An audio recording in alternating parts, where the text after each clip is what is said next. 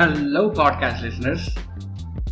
A very warm welcome back to Talking Optimism episode number 8. Today's episode is a very dear one for me for sure, simply because it's been ages we've had a podcast episode out, and also in today's episode we have a guest who's had a profound impact on my livelihood in the recent past. Now, I met this person at my new workplace, right? And as a newbie at the office, he was the one who, helped me get along with others. So, without a further delay, let me introduce him to all of you. His name is Vinodh, a friend, a gentleman, and an incredible soul. So, Vinodji, how about you introduce yourself to all our listeners? Thank you very much for having me on the show, Arvind. Talk about myself. My name is Vinod, and I come from a very beautiful city, Hyderabad. It is in the southern part of India. And if you ask me a person, I'm optimistic, travel enthusiast, and also practitioner of emotional intelligence. Nice. And a part of this, I'm a person who read a lot of books. Initially, I started with the fiction to keep the interest, and then I transferred myself into reading non-fiction books.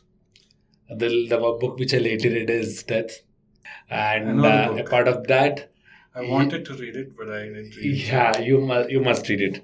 And a part of that, I'm also into live sketching. So I have a group of people who meet on every weekend, and we do live sketching. Interesting. Group name is Urban Sketches Hyderabad, and So I'm you also a go to travel a place enthusiast. And you sketch Yeah, basically, yeah, we go to some place, settle down there, and do live sketching there every weekend. every weekend. Yes, it must be any historic place, or it could be any cafes. It could be anything. Urban sketching. Nice. Yeah, that is how it goes. Perfect. And as I was mentioning, I'm also a travel enthusiast. I keep traveling. Professionally speaking, I'm a HR by profession, and I'm into health and wellness industry from last 5 years. Great. Once I'm done with my graduation, then I moved into HR. Perfect. And I also used to call myself a accidental HR. Back then, this movie got released, accidental There's a movie. Prime Minister. Yeah. Oh, nice. So I used to call myself in that way, and then I did my PG in MBA. So you did your PG after joining. Yeah, As that's HR. right. Yeah. Great. Nice. And then initially I was into talent management, but now I'm completely into talent acquisition or the recruitment part. Understand. Yes. Perfect. Great.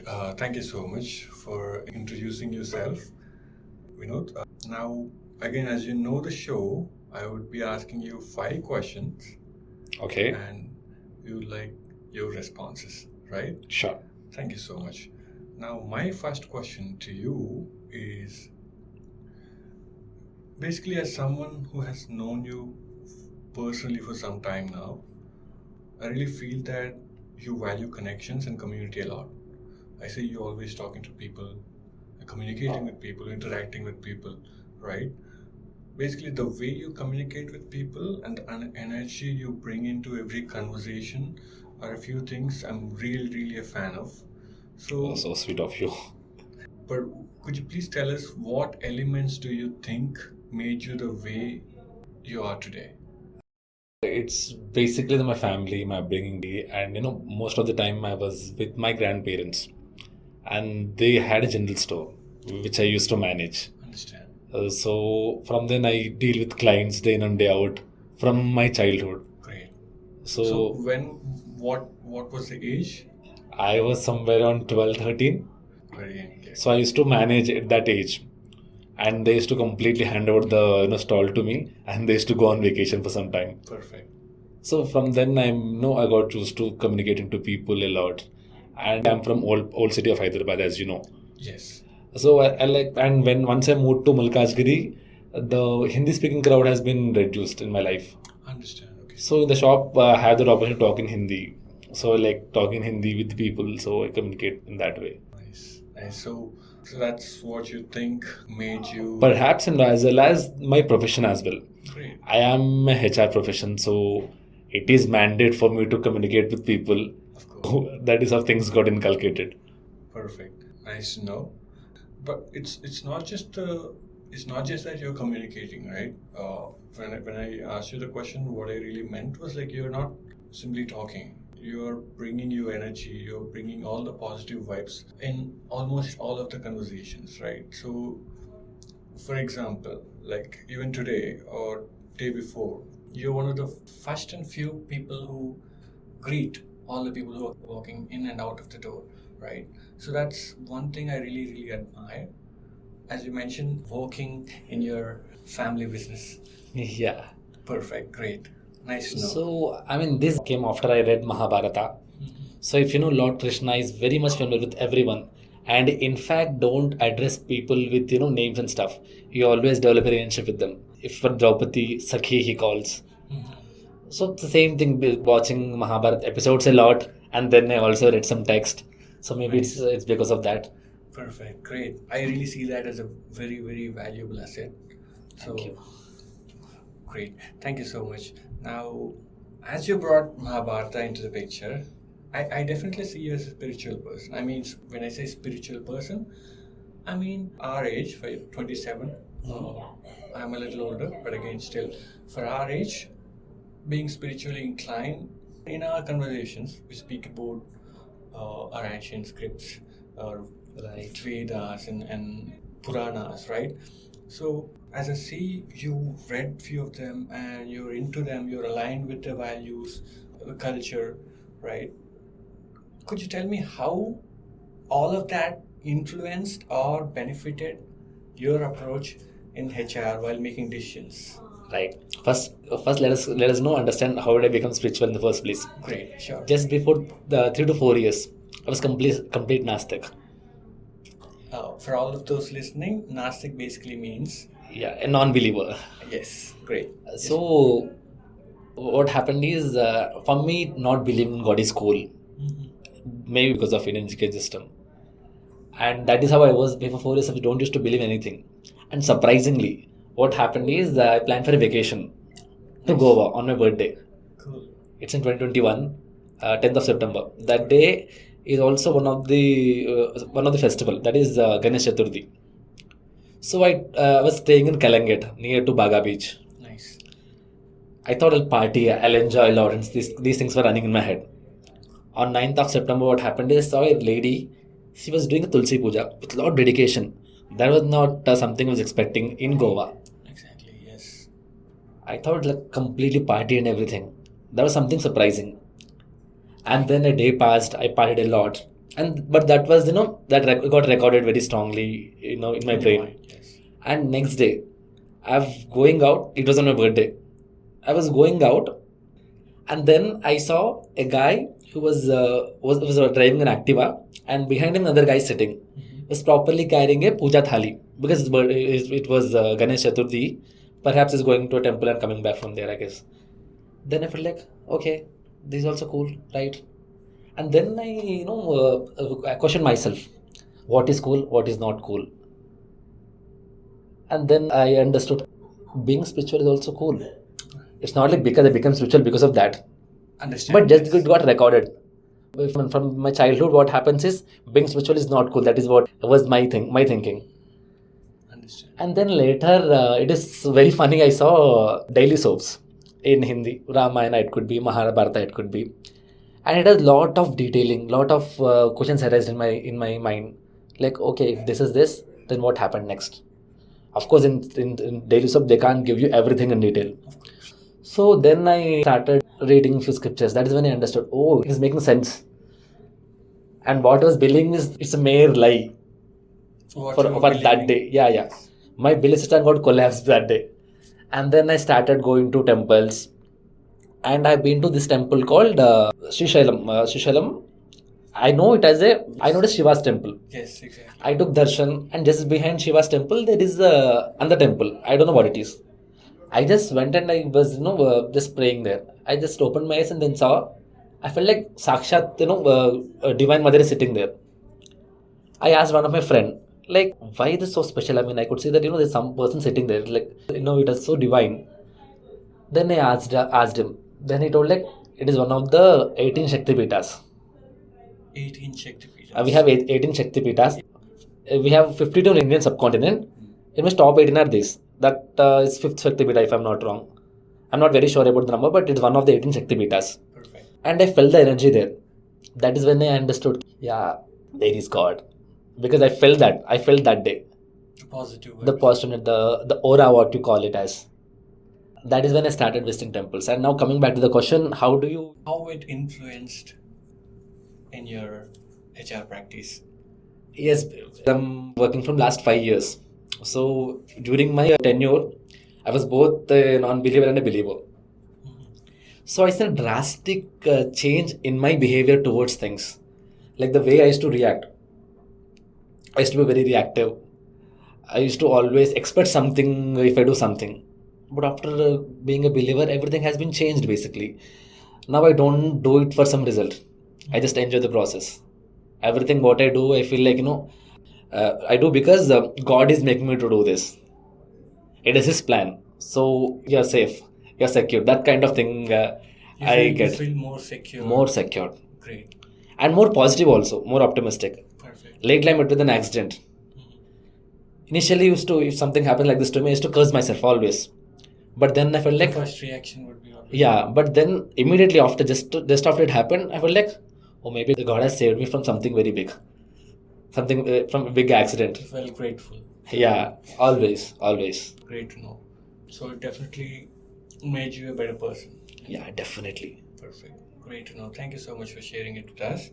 Now, my third question to you is, again, as you know, you're into HR, right? So I would like to ask you with specific to your work experience, because if someone is listening who's currently doing their MBA in HR and listening to it, probably could get something out of it, right? So Definitely. now my question to you is, when you're interviewing, right, how do you ensure candidates have the right skills?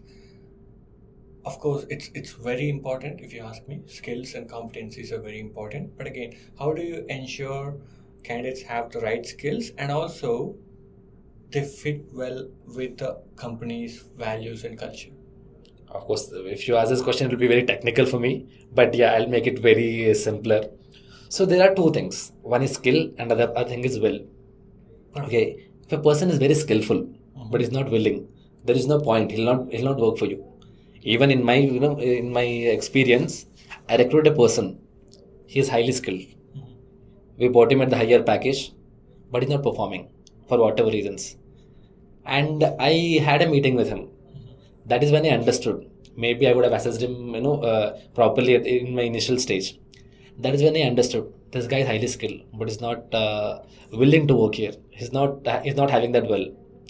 So that is what I told. Like there's skill and will. So you have to see what is suiting the organization. As per my understanding, if someone is skillful 40% and willful 60%, I think he'll be a right fit. If you're talking about the fitment. Perfect. Because if a person is having a will, he'll try hard to learn the skill. Skill can be inculcated, but will that comes that should happen organically. So you said will 60% and skill 40%, Yeah. is it? Great. I never thought of that like that, but it's really, really interesting for sure. Thank you so much. Like if I'll take my example, I was working in a call center for 3 months, and luckily have come to this company. I've joined here as an HR person. For me, it's something new. I don't know what HR in the first place. I just came as a fresher, but I was having a lot of will to learn, will to do things in life, have a better career, for that matter. But I know nothing about HR. Just that my willpower was very very strong, very high. So I started learning things very seriously. I took a course in advanced Excel, which benefited my work in organization. So yeah, from my personal experience, I said that if there is no skill also, it's fine. But yeah, will is Yes. something which is very important. Skill can be taught. Yeah, definitely. That's right. Great. Now, thank you for sharing that again. And our fourth question to you now is, again, this is a regular question. We call the show Talking Optimism, as you know, and we definitely want to give the audience an optimistic, positive mindset and outlook towards their future. So, I would like to ask you about a personal question. Now, Could you share with us, and also how did you overcome that situation, and how did you Okay, I'll just share something. for someone who's stuck in a situation, is not able to take any decisions, so what would be your suggestion for them to overcome that situation and get better? Yeah, that's an interesting one. I feel like you should be okay to fail in life. It's okay. Everything is part of life, part of this game. It's not like you have to get the best every time. True. Yes. So you take risk. You should be taking risk. You should be taking tough calls in life. But tough calls here, what I mean is not something very random. You have to take risk, but it should be calculated. Calculate. You should know what you're doing and only then take a call. I believe in this thing, Arvind. So basically, what happens is people say take decision and execute it. That's right, but that is how it goes basically. But we have to emphasize more on the execution because decision we have 100 decisions, and if you are executed properly, every decision will turn out to be right. I'm not able to recall someone told this. Take a decision and execute it properly. Something like that. I'm just paraphrasing it.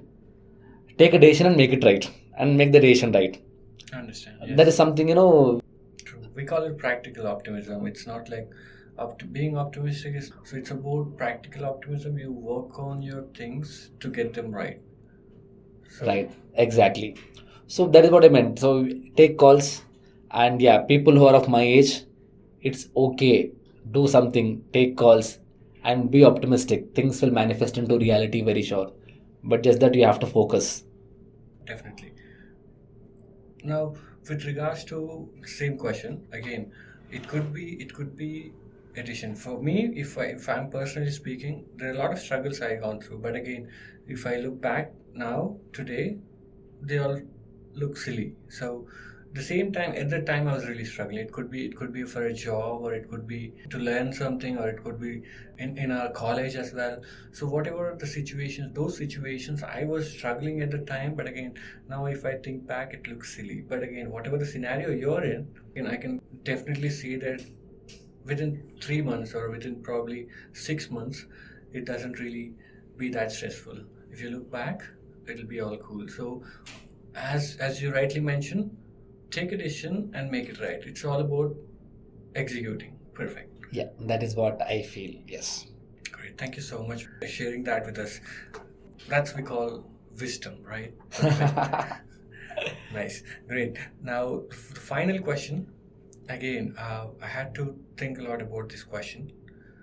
Fifth and final question to you today is, let's talk about the current trends in the industry, right? So what are the trends and technologies you are fascinated about, and you think like learning that skill or acquiring that knowledge could definitely become helpful in the industry for people who are coming into our industry? Right. Me being HR, so HR is the only industry that I felt like it's not very much affected by the AI because most of things humans are involved in it, right? Yes. You deal with the human resources, so you have Exactly. to have that empathy while you're talking, all this stuff.